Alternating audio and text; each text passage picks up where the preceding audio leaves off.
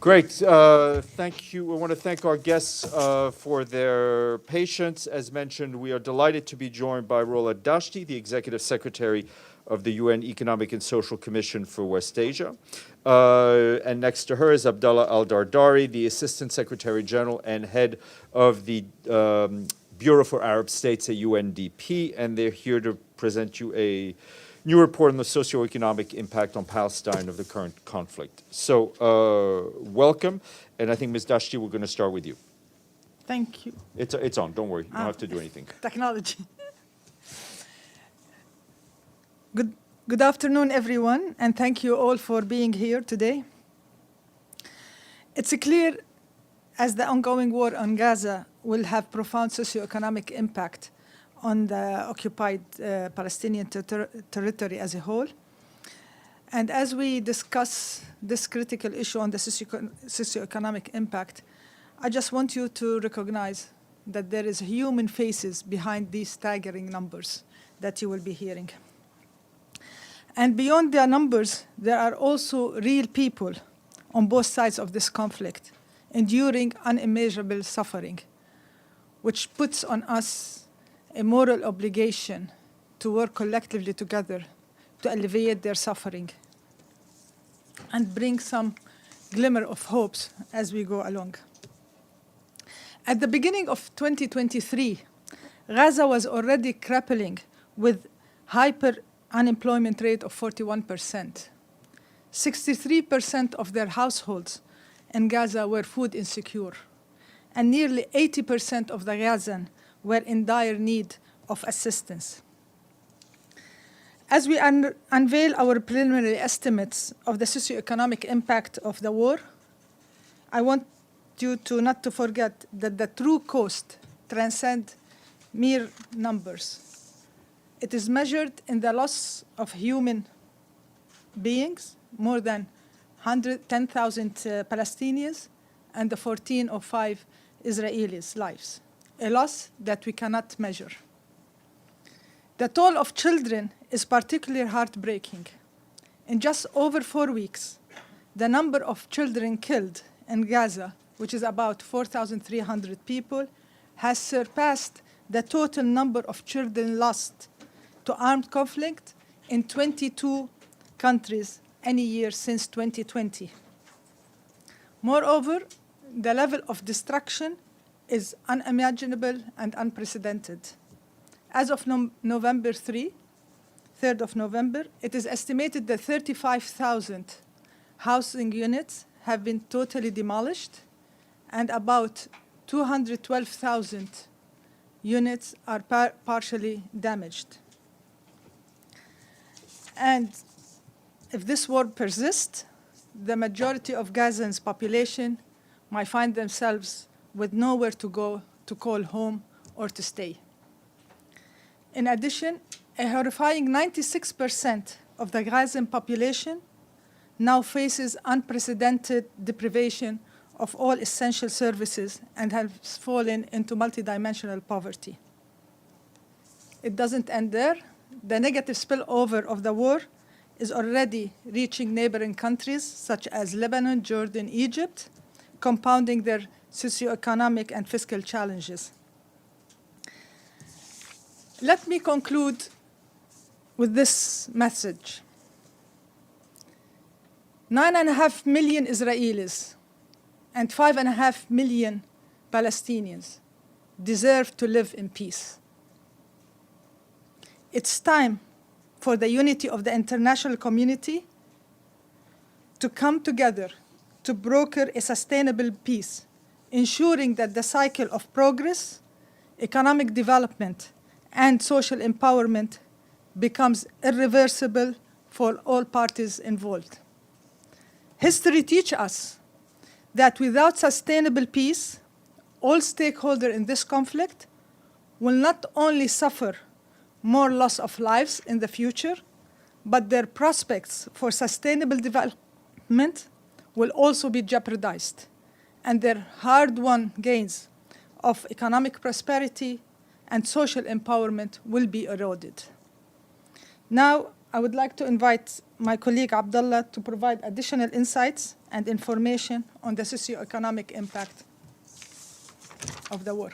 Abdallah. Thank you very much, Dr. Dashti.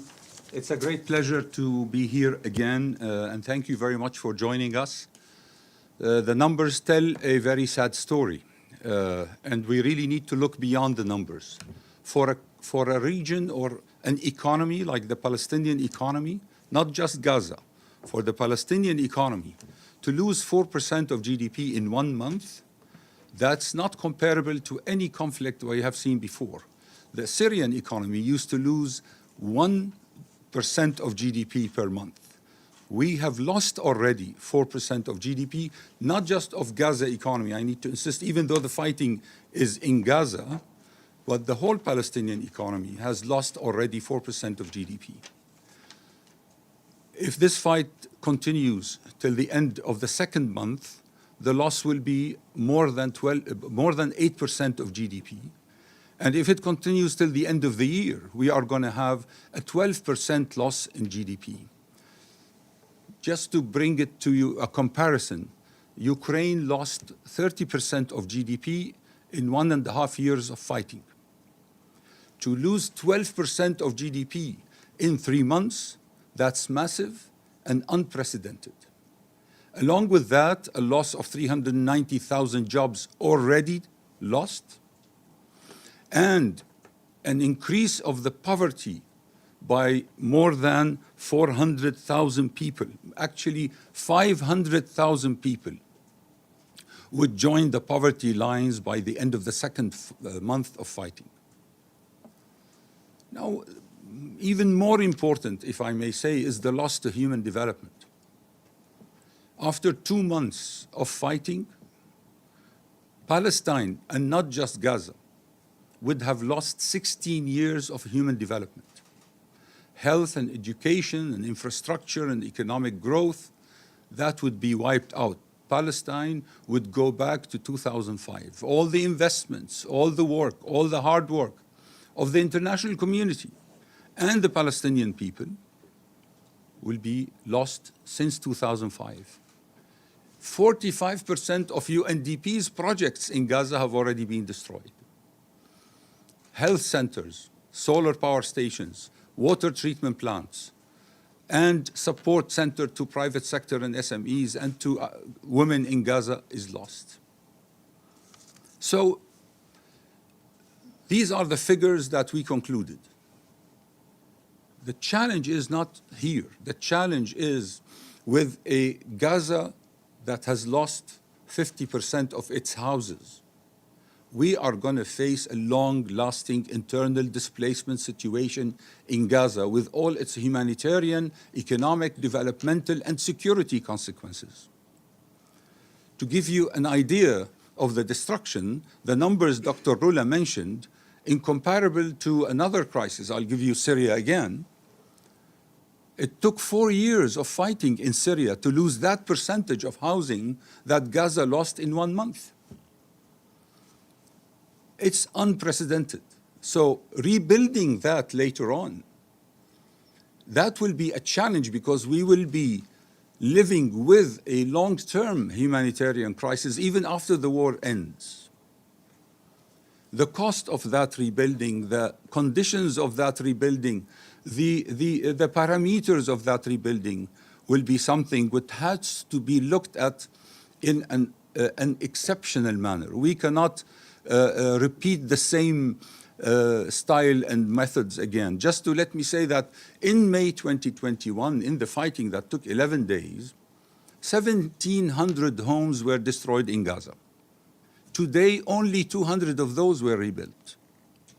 I'm not sure whether those rebuilt have been destroyed again or not, but meaning that if we want to go back to the old style of rebuilding what was destroyed in Gaza, we are facing a long humanitarian, developmental, and economic challenge with security consequences.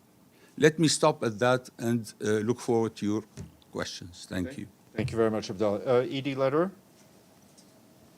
Thank you very much on behalf of the United Nations Correspondents Association for doing this briefing. My name is Edith Lederer from the Associated Press. I have a couple of questions from both the report and a couple from what you just said.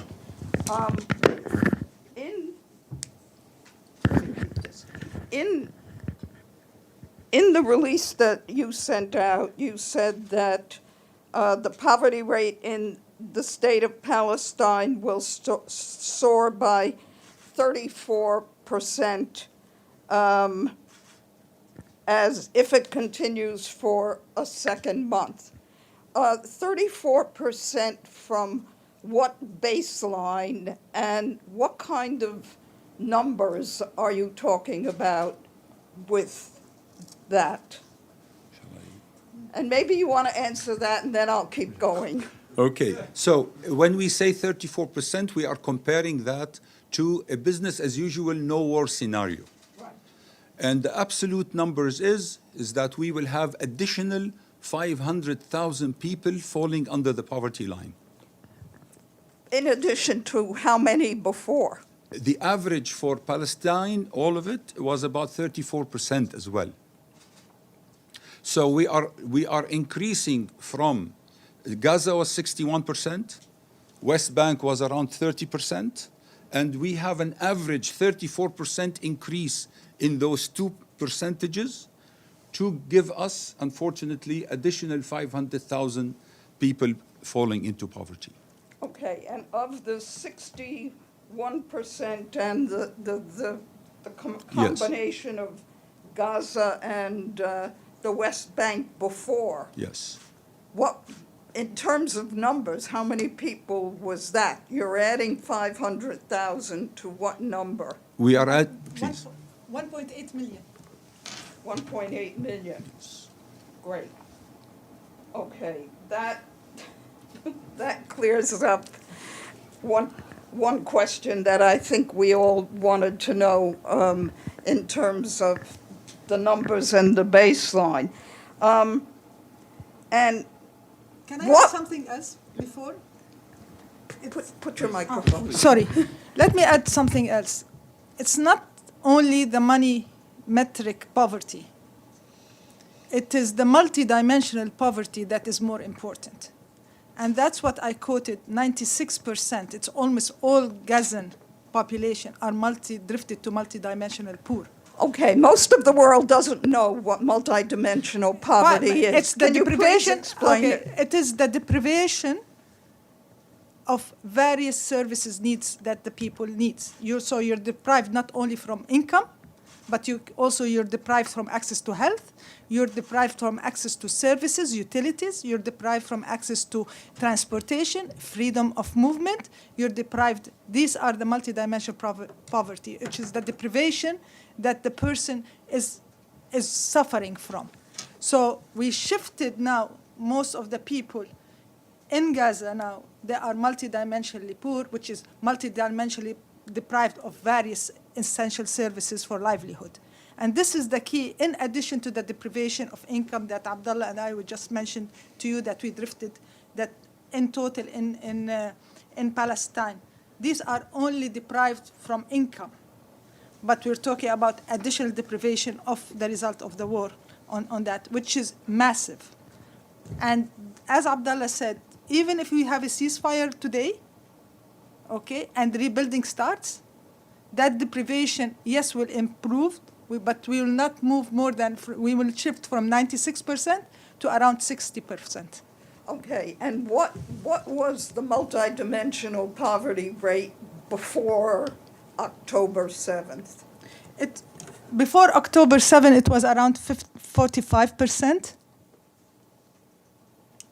And that was throughout the Palestinian territories or just in Gaza? No, Palestinian territory. Okay. And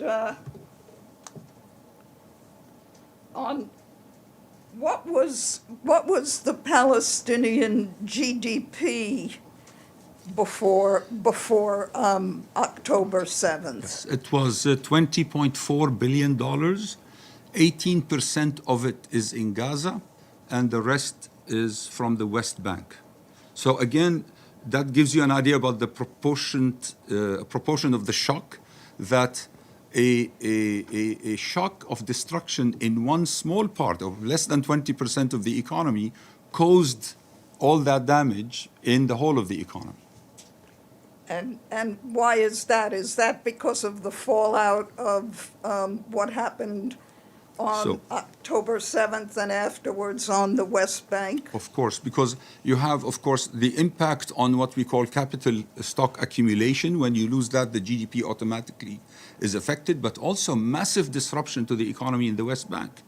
You know that now is supposed to be the season for olive and citrus. Farmers cannot really go and collect their products, their produce. The tourism season is practically gone, and that agriculture and tourism represent 40% of the GDP in the West Bank. So we put all these, and of course disruption to trade, disruption to transfer of money from the Israeli authorities to the Palestinian Authority. Putting all of that, it's a massive shock. Physical destruction in Gaza, economic disruption in the West Bank. Thank you. Any other questions? Yes, please, Dawn. You asked a lot of questions. Maybe you covered everybody's questions, Edie. Yeah. Thank you. I have a question for Mr. Dardari. You talked about the cost of rebuilding, and if I heard you correctly, you said, we can't do it the same old way. How do you, you're laughing, how do you suggest it be done differently? And I also wanted to ask, it just seems like even if and when this ends, there's just going to be a long period of time where people are just so completely dependent on assistance that when it gets back up and running again to normal, whatever that is, it's going to take forever, a long time. What's your response? But that's the main message of what we are trying to put here. We're putting the numbers, but the interpretation of those numbers is exactly what you said. First, rebuilding needs to be thought of from now, and we are already thinking about that. Second, this has to be rebuilding that's owned by the people of Gaza, done by the people of Gaza. It is not a large real estate project. This has to be a participatory approach rebuilding from the bottom up. And that requires access to finance, access to resources, access to technical assistance, and all of these things that we will be detailing in the next reports. But all what we are saying here, as you can see clearly, every day of delay means increasing the difficulties after the war. So the war would continue in different forms, in a sense, because that humanitarian trap people will find themselves in, and that dependence will be something we're strangulating, and we need to make sure that we address that in our thinking from now. So when you say that this isn't a real estate project, who steps in when Gaza has beaches? Maybe you want to, not you, but I'm saying real estate opportunity, build a house on the beach. Who steps in and says, no, we're not doing that this way? So I'll say one word on this, and Dr. Dashti will address that as well. Our experience in reconstruction, even though it's not the topic of the report, but the report sheds the light on the challenges later on, as you just said. Our experience in reconstruction around the world is that a top-down reconstruction that does not consider the ownership of the people and the participation of the people and the opinion of the people in that reconstruction, it will produce what we call structural deformities later on. So let's try to avoid it and make sure it's fast, it's effective, it's owned by the people, it is done by the people. But we are not against hotels on the beach, that's for sure. Sky News Arabia, please. Thank you, Steve. Sorry, please, hold on 2 seconds, please, go ahead. Okay, just to add to what Abdallah is saying, we don't want to go to the same path of recovery. Just putting funding and do the recovery without addressing the root cause of the problem will get us back after a couple of years to more losses of lives, to more damages. And when Abdallah was talking about the 16 years of loss of development, we're talking about around $45 to $50 billion that has invested in development during out this 15 years. So if we don't address the root causes and that's what our call for the international community to unite, to broker a sustainable peace, so that these developments that we're doing, these recoveries that we're doing, becomes irreversible. So that's what we want to maintain. We want to maintain that the people of Palestine, the people of Israel also live in peace. Because as the damage is occurring at the front of the Palestinian to the war, the same thing, the economy of Israel is also impacted. So we just need to make sure there is a sustainable peace so that people will live safe, reap the benefit of prosperity, the sustainable development, the investment of it. And this is what we want. We want to have a different mindset to ensure that the recovery that we will work on, and all of us are investing in that, to last. Thank you. Please, go ahead. Thank you, Stephen.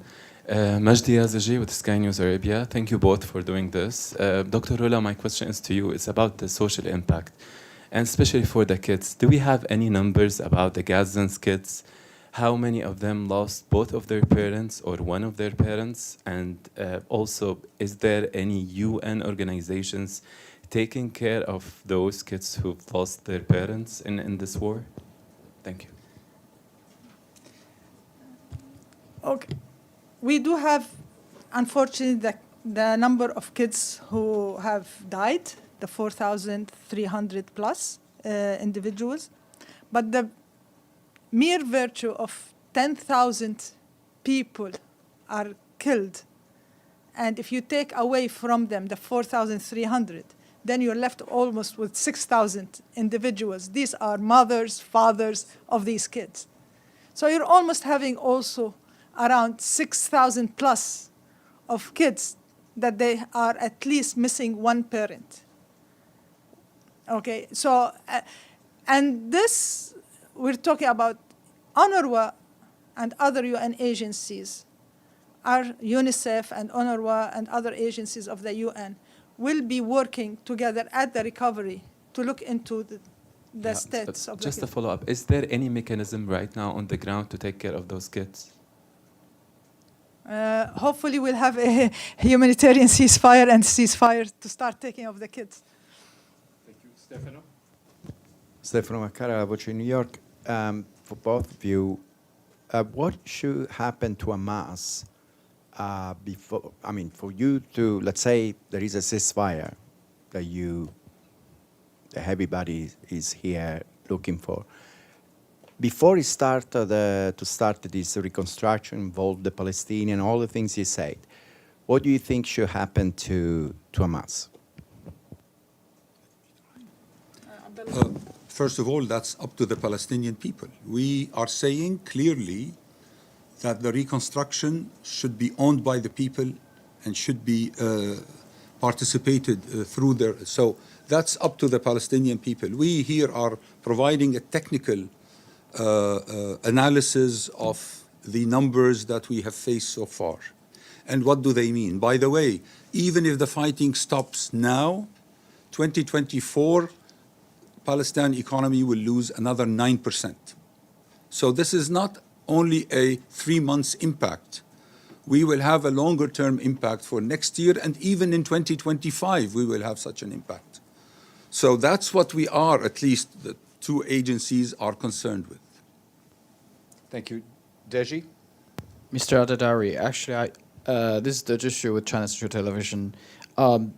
Actually, I don't have a question just now, but now I have one. Because according to your description, you mentioned many times of Syrian situation comparing to Gaza. But we know that in Syria, when we're talking about children, there's like a lost generation whose lack of education. I think it's basically the same in Gaza because of the blockade. So given that condition and given all this blockade in the past few years and now the Gaza war, do you think how much time, if today, just like you said, if today they started the ceasefire, could Gaza recover from this situation to a, how to say that, a normal condition as other countries and nations? May I? As we speak, our teams are doing those calculations because we will be producing in the next 3 to 4 weeks another report updating the Palestine numbers and look at the regional impact on the economies of the region of what we are seeing. But all I can say that if we can stop today is better than stopping tomorrow, because and this is again unique in conflicts, and I personally have covered and written on and did a PhD and all these things in post-conflict reconstruction. This time we are calculating by days. When you have a 4% reduction in GDP in 1 month and a 45% loss to your housing stock in 1 month, the reconstruction should be calculated by day. So the delay, a 1-day delay now, could mean months and years later on. And we will come back to you in the following report with an estimate. What does every day of delay in fighting now mean for how much money and how many weeks or months of delay and reconstruction that we are going to face? But it's massive. I mean, this is, I'd like to state, this is unprecedented.